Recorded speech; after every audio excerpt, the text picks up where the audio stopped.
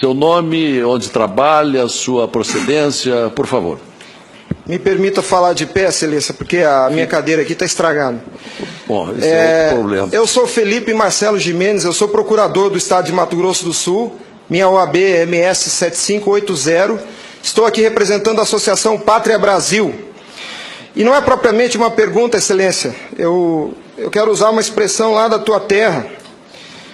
Nós somos advogados, o senhor é advogado, eu sou advogado, e quando esses cientistas falam da tecnologia da informação, nós ficamos mais perdidos que Cusco em procissão. Essa é uma frase muito dita lá. Pois é.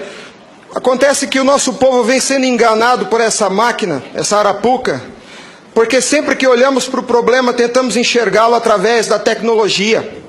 E, na verdade, Excelência, nós temos que olhar para essa máquina com a luz da lei. Antes da ferramenta, deve prevalecer a ordem jurídica. A ferramenta deve servir a ordem jurídica e não o inverso, Excelência. Nós estamos vivendo uma inversão, onde a ordem jurídica é posta de joelhos diante da ferramenta. Por falar em colocar de joelhos, a conduta do ministro Gilmar Mendes em protelar por 2 anos o cumprimento dessa lei deu motivo ao impeachment, ao pedido de impeachment. E eu vou mais além. Me parece que, na verdade, a conduta dele configura o crime de prevaricação, porque se omitir na obrigação do ofício é prevaricação. O que está acontecendo aqui, Excelência? Um dos pilares da República está sendo quebrado. Nossa democracia e a cidadania desse povo está sendo violada, desrespeitada. No entanto, eu quero lembrar aqui uma frase de Billy Graham, um homem que dedicou 99 anos da vida para o bem do próximo. Ele dizia: a coragem é contagiosa, e o senhor está vendo aqui só alguns dos corajosos que se levantaram. Há uma onda gigantesca sendo levantada nesse país, um tsunami que vem em direção a Brasília. Os cidadãos estão indignados. O Tribunal Superior Eleitoral não pode recusar o cumprimento à lei. Se fosse uma ordem judicial, o senhor, Excelência, não teria o direito de cumpri-la parceladamente. É uma lei, não tem vício de forma, nem de iniciativa, nem de conteúdo. Vou ao ponto. Fala-se muito da máquina, eu quero falar do ato jurídico. O senhor, como advogado, entende bem desse assunto.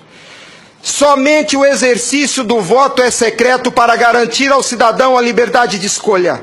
O ato seguinte, porque o processo eleitoral é feito de etapas, o ato seguinte é um ato administrativo. A contagem de um voto é um ato administrativo e se submete a um requisito de validade sob pena de ser nulo, que é o princípio da publicidade. Qualquer ato administrativo deve ser público. Entenda, Excelência, nós queremos auditar o fato jurídico, não é a máquina. Não nos interessa o software nem a máquina, nem antes nem depois. Nós queremos auditar o fato, que por natureza é um evento. O evento se perde. Por isso a necessidade de dar corpo físico ao fato da contagem do voto, para que se conheça, para que se cumpra o princípio da publicidade, porque a publicidade é erga omnes, é para todos os cidadãos, não é só para o eleitor que olha no visor. Essa contagem do voto deve ser feita para que todos os cidadãos tenham a oportunidade de fiscalizá-la. E não é a contagem de milhões de votos, é a contagem de um voto, de cada voto é um ato administrativo, e será nulo se não for público. Há vários princípios constitucionais que vêm sendo quebrados desde que a Sarapuca foi inventada lá em 97. A cidadania, a publicidade, a moralidade, a legalidade e a própria república, porque nós cidadãos não temos sido respeitados na nossa escolha. Nossa escolha só será respeitada se ela for retratada no corpo físico da impressão para cumprir o princípio da publicidade. O exercício do voto é secreto, mas a contagem deve ser pública. E qual que é a artimanha da urna? Ela estende o segredo do exercício até a última etapa. E o sagrado BU, eu vou usar uma expressão de alguém, eu não lembro quem é o proprietário dessa frase. A seita do santo Baite tem no altar o BU. O BU não prova nada, Excelência. Quando o BU é imprimido, já houve a contagem dos votos em segredo. A fraude já aconteceu, porque cada voto contado deve ser público. O BU informa ao senhor, Excelência, o total. nem no condomínio onde eu moro não aceitariam uma eleição assim. Imagine, excelência, se eu fosse candidato a síndico, colhesse a urna e fosse contar dentro do meu apartamento e voltasse e comunicasse aos condôminos. Aqui está o resultado, eu fui eleito. O BU é a prova da fraude, excelência. O BU é a prova da fraude. Doutora Simone, apesar de muito jovem, foi minha professora na faculdade. Ela é talvez a cabeça mais qualificada nesse Senado para rezar esse discurso, para dizer o que é um ato administrativo. Gostaria que ela estivesse aqui. O que acontece? Nós estamos sofrendo uma violação dos princípios republicanos, dos princípios constitucionais e principalmente, excelência, da cidadania. Porque nossa cidadania só existe na medida em que nosso voto seja respeitado. Porque ele é o instrumento do exercício da cidadania, porque através deles elegemos os nossos escolhidos. E a nossa eleição, a nossa escolha tem sido apurada em segredo, e o fato se perde. Por isso que os adeptos da seita do Santo Baite dizem que nunca há fraude. Porque quando se procurar o fato dentro da máquina, ele já não está mais lá, ele está no BU. E o BU só tem o total da contagem dos votos, excelência. Nós precisamos olhar para esse problema sobre a ótica da lei. Sobre a ótica da lei. Nós não podemos continuar aceitando esse engodo. E a lei que os senhores votaram com uma representação maciça da outorga popular. Só os senhores têm legitimidade para representar o povo brasileiro. Só os senhores. Os ministros da Justiça não têm essa legitimidade. Eles estão usurpando dos senhores as suas competências. Eles estão colocando esse Congresso Nacional de joelhos, porque estão se recusando a cumprir a lei. Eles estão, excelência, eles estão cometendo abuso de autoridade. Abuso.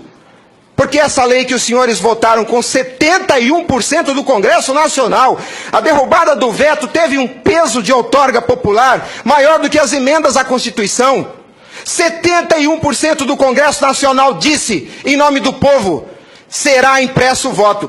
E a lei, excelência, não tem discricionariedade. A lei não permite fracionamento. Fracionar o cumprimento da lei é um abuso, é uma violação, é uma teratologia. Não há possibilidade de se fracionar o cumprimento da lei. Imagine o senhor, se o senhor fosse sujeito passivo de uma ordem de Gilmar Mendes, se ele aceitaria ouvir do senhor o seguinte: ministro, eu vou cumprir sua ordem, um pouquinho a cada ano. Até 2050, Gilmar Mendes, eu termino de cumprir a sua ordem. Imagina que ele aceitasse isso do senhor. A lei não tem discricionariedade. Não é possível cumpri-la pela metade. Em resumo é isso, excelência. E por fim, o direito dos senhores, a sua autoridade como representantes do povo está sendo vilipendiada. E por quem? Vou dizer mais. Não é por juízes. Os ministros, quando sentam na cadeira do Tribunal Superior Eleitoral para administrar esse serviço público, que é a eleição é um serviço público, não é jurisdição, não é um ato jurisdicional. Quando eles lá, sentados em seus gabinetes, estão administrando o processo eleitoral, são administradores sujeitos aos princípios constitucionais, como qualquer agente do executivo. A hibridez da justiça eleitoral tem confundido o povo. Mas a competência se dá, a função se dá em razão do cargo, não do indivíduo. Quando eles estão se desincumbindo do processo eleitoral, estão executando ato administrativo, não são juízes. E vejam o absurdo, excelência, um administrador público que por acaso usa toga, se arvoca o poder de desrespeitar a lei que os senhores votaram. Nossa república está à beira do abismo. Se os senhores não se colocarem em pé e defenderem a sua legitimidade da outorga e aceitarem esse abuso de autoridade, acabou a república, excelência. Acabou a cidadania. Então nós somos escravos. Nós seremos escravos se a nossa escolha e a lei que os senhores votaram não for respeitada. Obrigado.